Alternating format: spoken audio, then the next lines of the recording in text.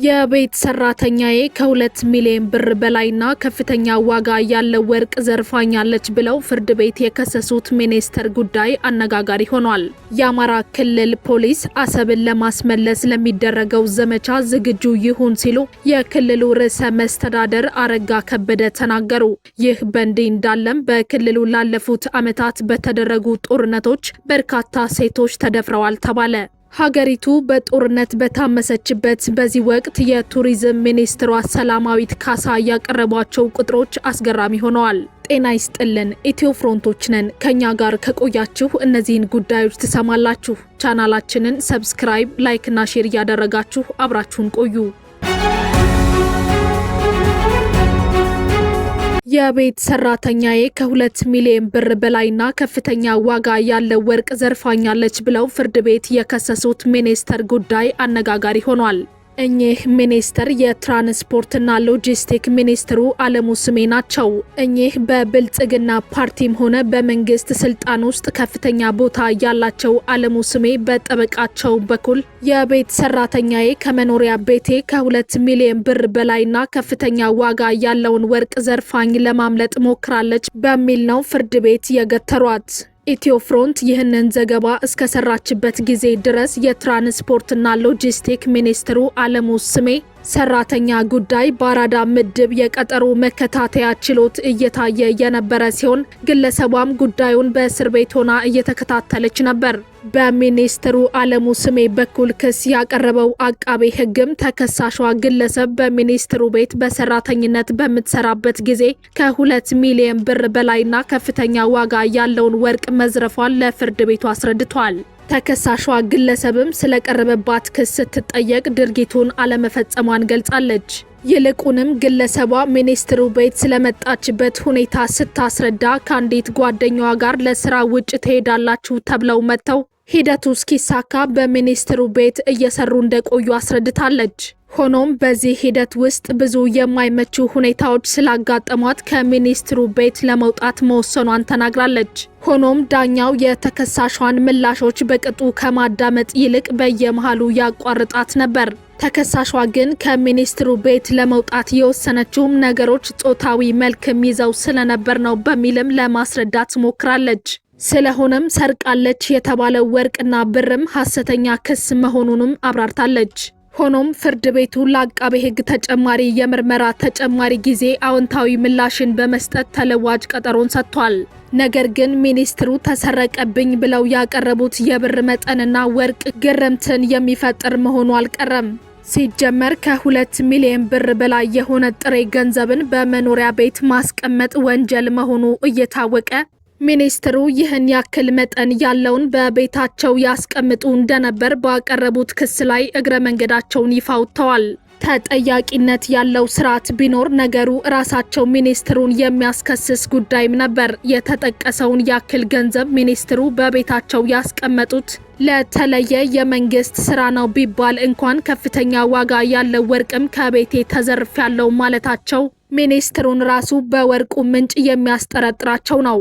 ከዚህ ቀደም አሁን በእስር ቤት ያሉት የቀድሞ ባለስልጣን ታዬ ደንደአ ከመኪናቸው ውስጥ ከ1 ሚሊዮን ብር በላይ መዘረፋቸው መሰማቱ መነጋገሪያ ሆኖ ነበር።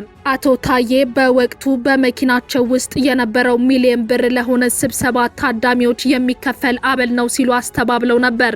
አሁን ደግሞ የትራንስፖርትና ሎጂስቲክ ሚኒስትሩ አለሙ ስሜ እቤታቸው ውስጥ በሚሊዮን የሚቆጠር ብርና ወርቅን ያከማቹ እንደነበር ባቀረቡት ክስ አስበውበትም ሆነ ሳያስቡት አጋልጠዋል።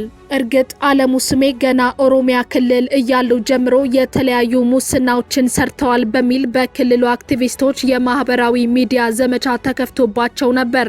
በዛም ምክንያት ከነበሩበት የክልሉ ኃላፊነት ተነስተው ወደ ፌዴራል መንግስት መጥተው ነበር። አለሙ ስሜ አሁን ላይ የትራንስፖርትና ሎጂስቲክ ሚኒስትር ሆነው ከአየር መንገድ እስከ ኢትዮ ጅቡቲ የባቡር መስመር በርካታ የኢኮኖሚ ዘርፎች ላይ አዛዥ ናቸው። በብልጽግና ፓርቲ ውስጥ የፕሮፓጋንዳ ስራዎችን ከማዘዝ አንስቶ ትልቅ ፖለቲካዊ ስልጣን አላቸው። የአማራ ክልል ፕሬዝዳንት አረጋ ከበደ የክልሉ ፖሊሶች ኢትዮጵያ የባህር በር ለማግኘት በምታደርገው ጥረት ወደ አሰብ ለመዝመት ይዘጋጁ ሲሉ መናገራቸው አነጋጋሪ ሆኗል። የአማራ ክልል በሙሉ በሚባል ደረጃ ሰላም አጥቶ በራሱ የጸጥታ ኃይል የክልሉን ደህንነት ማስከበር በተሳነው በዚህ ጊዜ የክልሉ ፖሊስ ለአሰብ ዘመቻ ይዘጋጅ ማለታቸውም አስገራሚ ነው።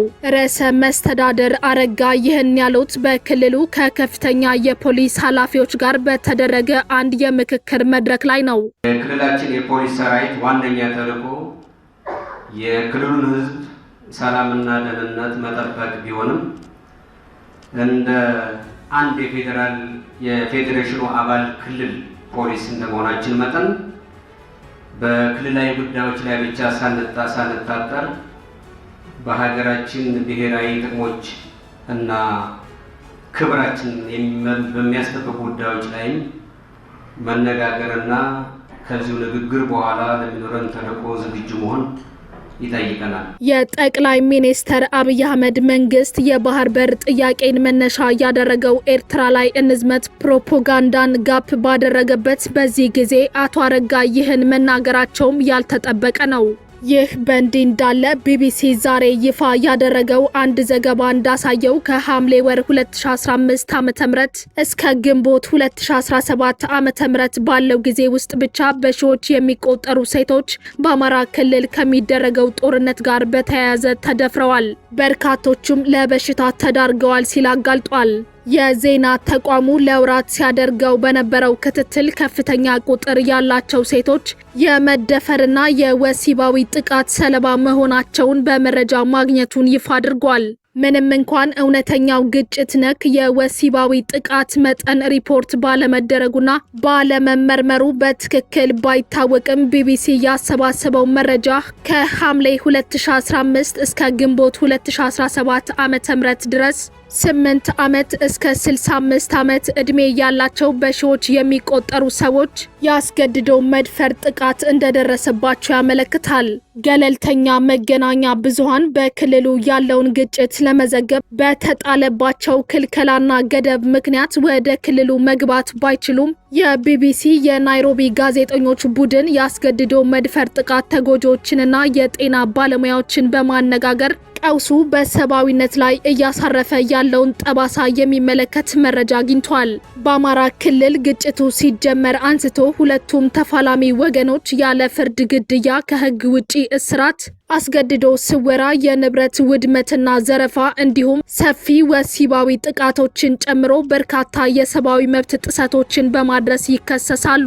አምነስቲ ኢንተርናሽናልን ጨምሮ የመብት ተሟጋች ድርጅቶች መንግስት ተመጣጣኝ ያልሆነ ጥቃት መፈጸሙን የሚያሳይ ማስረጃ እንዳላሳውቀውናል።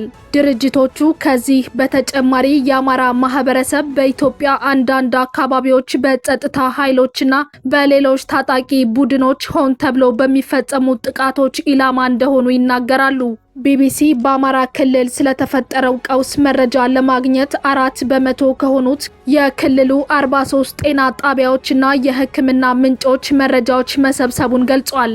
በእነዚህ ተቋማት ከሐምሌ 18 2015 ዓ.ም እስከ ግንቦት 2017 ዓ.ም ድረስ 2697 ሰዎች ያስገድዶ መድፈር ጥቃት እንደደረሰባቸው ሪፖርት አድርገዋል።